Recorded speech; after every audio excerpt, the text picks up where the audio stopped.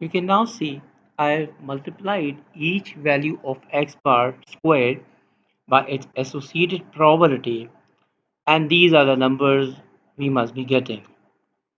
When we add them all, adding them all gives us the answer or the sum of this entire column as 7230.1. Now, applying and using the formula for the mean value,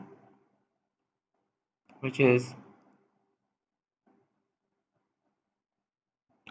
mu of x bar is equal to summation x bar times p of x bar.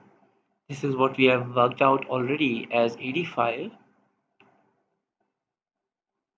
Then multiplying this, in fact, we need to compute the variance of x bar, which is equal to summation x bar squared times probability of x bar minus summation x bar times p of x bar whole square.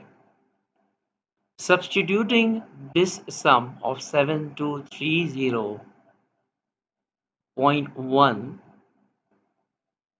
minus the mean value is 85, so that's 85 squared. 7230.1 take away 7225 would give us the variance of sample means is equal to 5.1 for a sample size of 2.